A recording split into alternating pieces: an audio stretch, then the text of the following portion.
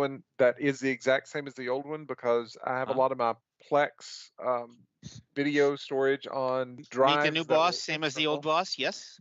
Yeah, and they were internal drives that were using hardware RAID, and so I had to match the hardware that I had before so that I wouldn't lose that data. And so, Whoa. um, yeah, because it was a bunch. Because I've got a lot in Plex because we love it. Um, Whoa. and I've got these external drives, but I've been backing up, machines as I rebuild them to those drives. I've got a lot of duplicates. So what you're seeing right here is I'm actually running a recurse LS on one of my external drives. Uh-huh. I'm getting the file hash Right. from the We'll make here. that bigger so folks can see that a little bit. Let me make that bigger.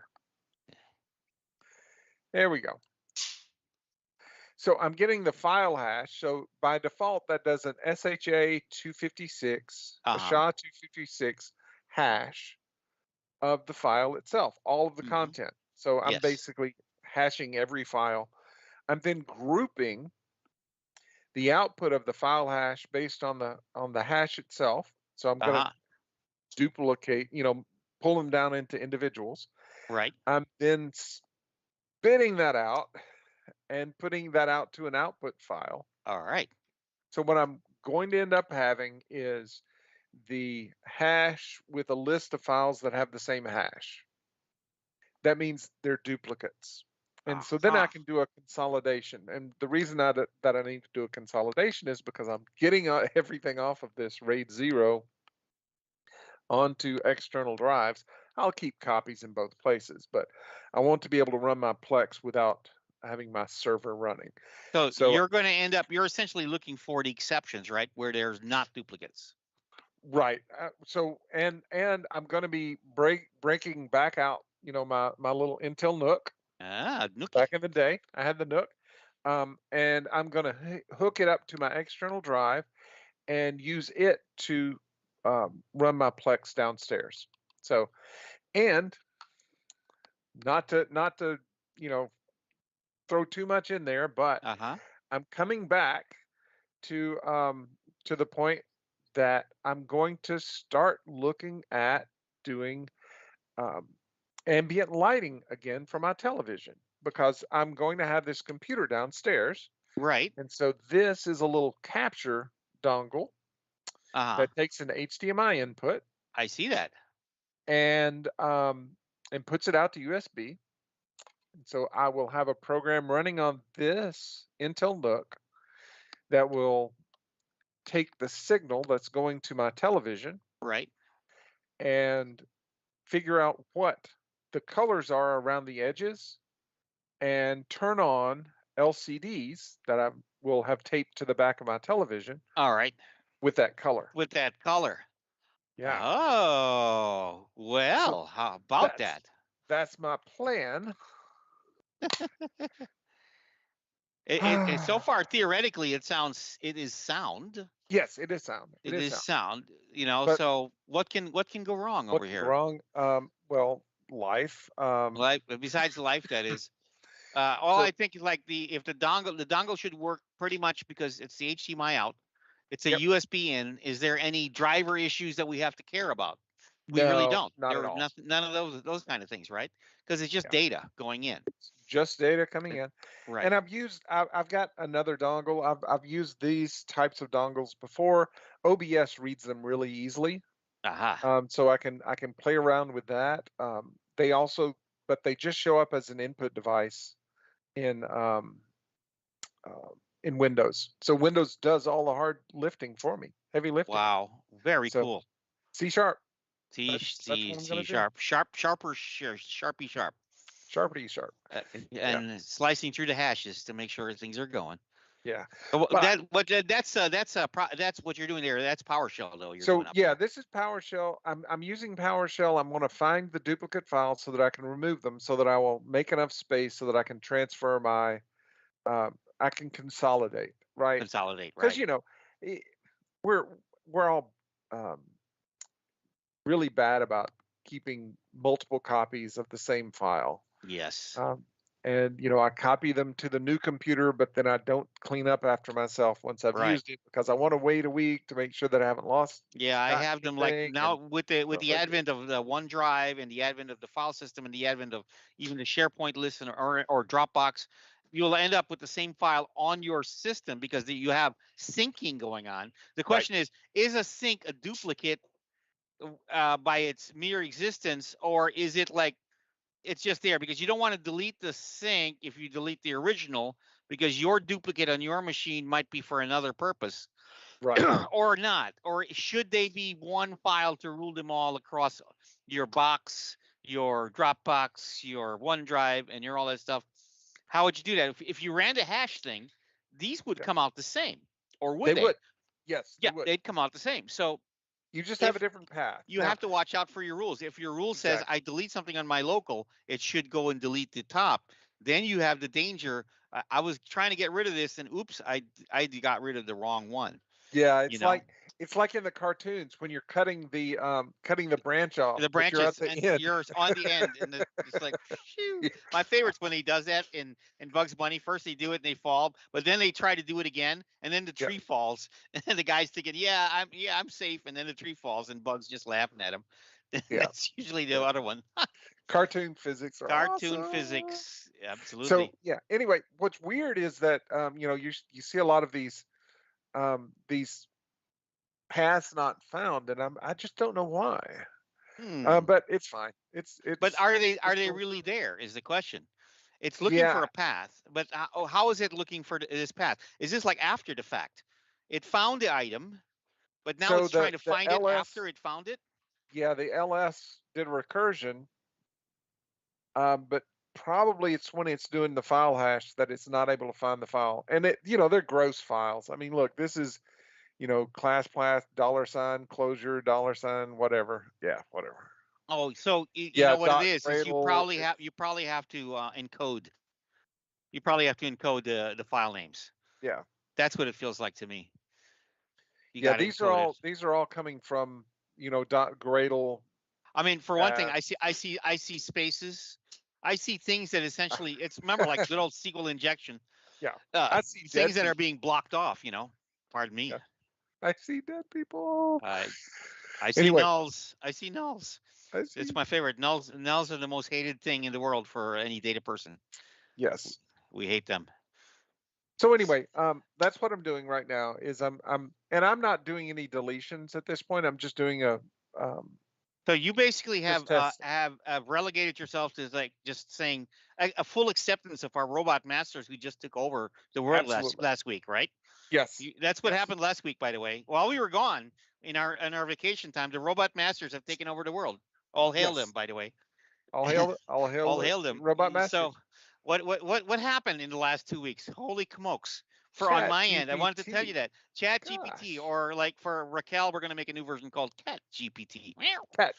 Cat GPT, yes, where everything comes out in the flavor of a cat. I think we showed that in our little demo where we tried it with the Chat GPT thing over there. Yeah. So Satya Nadella himself came out with like, here's all the stuff coming out from the Microsoft side. They have this thing now called Microsoft M365 Copilot. You know what I'm hearing a word a lot that's getting overused? Copilot. Yeah. Every time the GPT person is going to help you with something, it's a copilot. I'm going to build a low code thingy. You have a copilot for that. I'm going to write a legal document. You have a legal copilot. I'm going to write a SharePoint list. I'm going to have a SharePoint copilot. I'm going to make an Excel sheet for finance. I have a copilot. And now this stuff will write it for you to the point where, like, I'm telling you how crazy these things are going.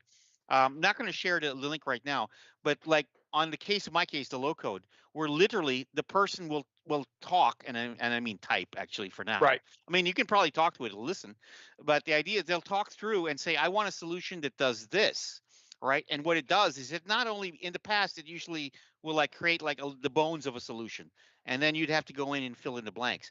Now it goes beyond that. So imagine this: I want a solution. Think of this. Here's a concept. I want a solution that does HR processing for people that are onboarding.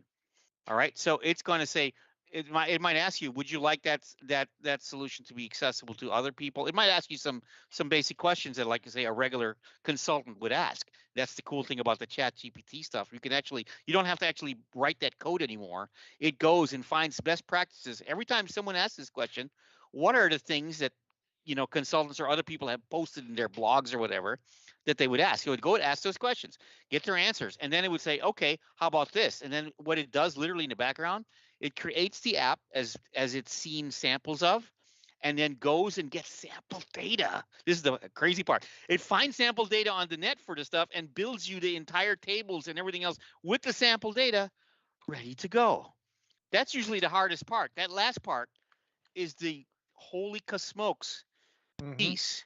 So And build me an HR system oh, to you're going to try from manage. ChatGPT? Yeah. I'm not sure if it's going to do it. Yes, go ahead. I don't know.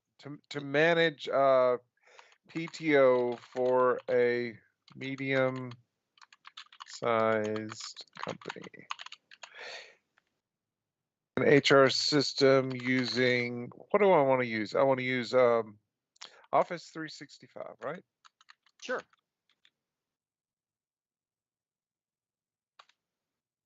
Well, let's see what it says. Start by creating a SharePoint site. Create another list. Check it out, man. Create a calendar. Configure, train your HR. That's not bad. So here's the thing. You saw those instructions, right? Now, yes. all I have to do now is add the flow commands to that. What's the first instruction? Create a SharePoint site. So I know the command to create a SharePoint site. Go do it. Create a list to store employee information. I know how to create one of those. I can go get a sample of employee information and dump it. Boom. Okay. Next one. What's the next thing into this? Create a workflow. Okay, I know how to create that. PTO request. I'll call it PTO request. Notify the employee's manager. I have my table. I created it. I simply point to the manager table and done. What's next? Configure the built-in email system. Oh, make that setting change. Or it'll tell me click here to accept the setting change. Right. Finally, train your staff. And then it'll be like, here's their website for training. So what we've done is so this is level 1. Well, okay, let's get real.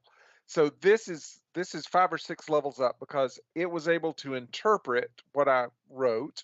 Yes. And find relevant information about it. Then it was able to take that relevant information and distill it and give me a set of instructions. Now we're a step beyond that, where we're going to take something that's going to read that set of instructions and actually do it for us. Exactly. So it's the same thing that we've been doing forever, though. We're standing on the shoulders of giants here. Exactly. Right. Let me share my screen over here and show you what I'm talking about here. On the videos. If you're going to look it up, look up the PowerCat team on YouTube over here, and you'll see over here. And this is the one that they're showing. They're showing cards, but here we go. Boost your Copilot with the chatbots. I'm actually going to show you this one. This is actually really cool. Copilot for Power Apps. This is the one where poor our friendly friend, he's looking a little deer in the headlights over here, but he's not really. He's a smart guy. He's a good pretender at being deer in the headlights. This fellow walks him through and makes him create an app from scratch. This is the exact one to look at. And you're looking over here with GPT with AI Builder. A lot of this is based on the announcements, but I'm going to show you this one over here. This one is way too compelling. And we'll link to it in the we'll link to it in the show notes. Let me go and find a suitable tenant to do this in. Let's see now. Shall I do it with Dan? Shall I do it with? I'll do it with this guy. Hold on a second. And we unfortunately have to bail soon at the top of the hour. So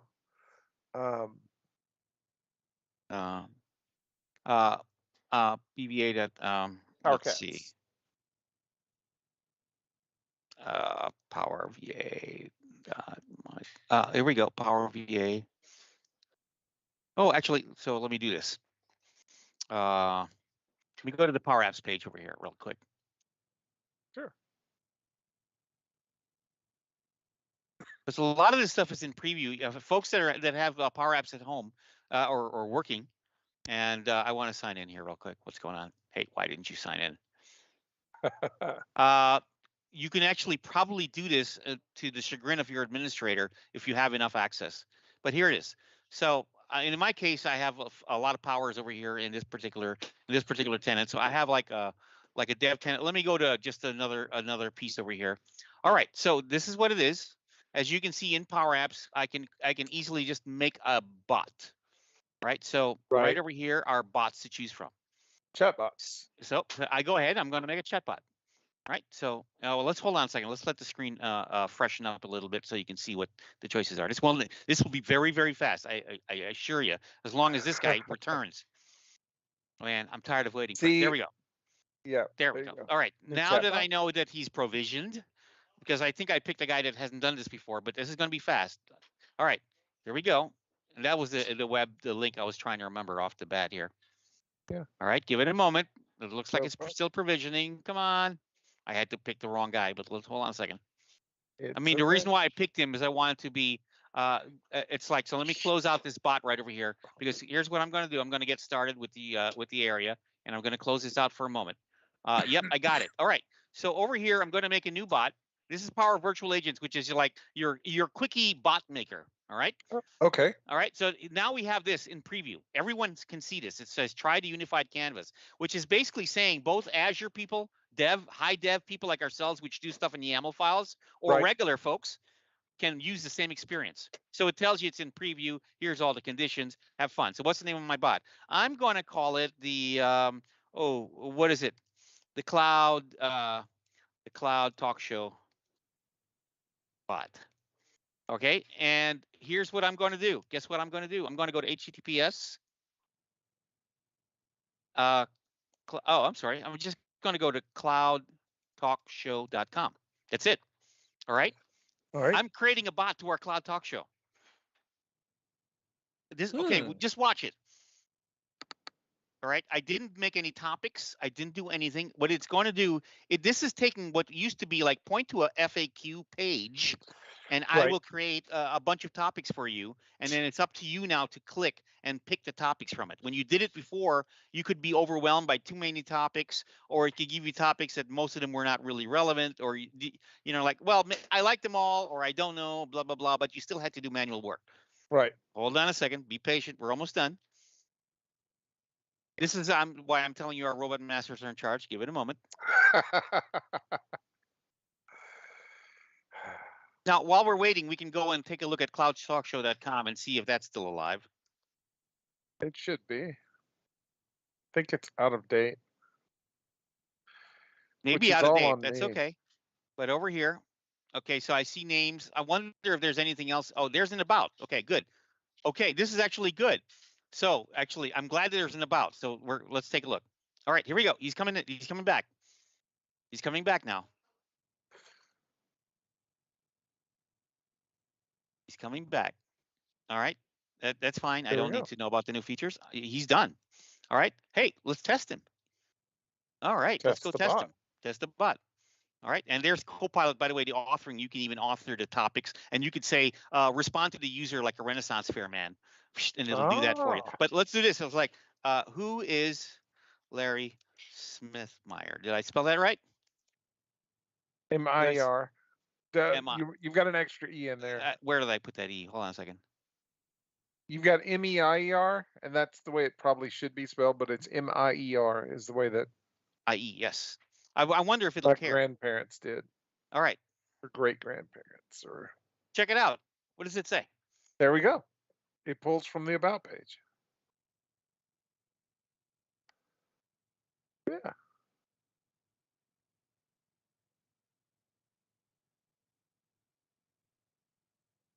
Let's try this. Misspellings and all. Wow. Check it out. Look what it did. Look how it answered. Yes, we have a few shows about cloud frameworks. Check out Cloud episode, Deep Thoughts, and Cloud Frameworks and Low Code. Check it out. Very cool. How long did it take for us to come up with this? And that website? Was zero. You know what you know what I can take about this bot? I can take the URL, add like a little authentication piece to it, put it on our website, and we have a bot that now helps people come to our website and find stuff and talks in this language. That's Very it. cool. That's my demo. Hold on. Mic drop. But doom. That's my demo. That's it. That's It's pretty because, but cool. dude, let's hold on a second. Um, what do you think about Larry? Let's see if it asks me.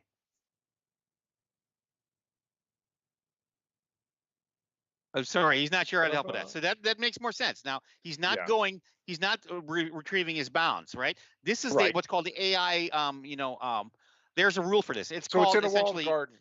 yes, Right. exactly. So So it's not going outside of the URL that we gave it. yes, exactly. Remember, if we remember we had that question, we could have asked that question outside in the Chat GPT, which is looking at everything. This is focused, and there we go. So there's me over here. Cool. Oversight. Which show had only Ralph in it? Let's see if there's any. Check it out. There was a show with only Ralph in it, and it found it. Wow. It found it. How about that one? I was like, I forgot. There was a show with only Ralph in it. Which one was it? But look, it's ready to go. It's ready to go, dude. I like it. And so I'm telling you all, hail our robot masters. That's how. This is what changed over just the last couple of weeks. The tools are ridiculously easy now. And I do suggest when we give you the links to folks, just follow up. And even though it's in the Microsoft vein, just imagine though, if Microsoft's doing this, your favorite friends from other places are probably doing this as well. It's just that Microsoft seems to be the first one to come out and say, we're doing this for everything that we do. Right. They're literally saying it. And the reason is that the layers, right, the tools required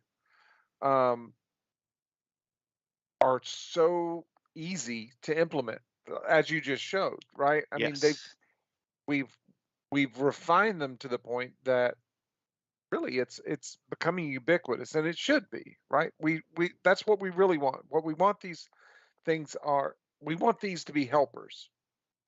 And the only way that they can actually be helpers is if they are easy to use. Indeed. Cool. So just to take a look at this really quick demo over here. This is what's called the helper, the Copilot. Well, remember we had GitHub Copilot. That was the one that started a lot of the Copilot-y expressions. But look what it's doing. It's generating output. Here we go. Copilot. Look at it. Draft me a product. I guess they're not calling it Cortana. Copilot generating outputs.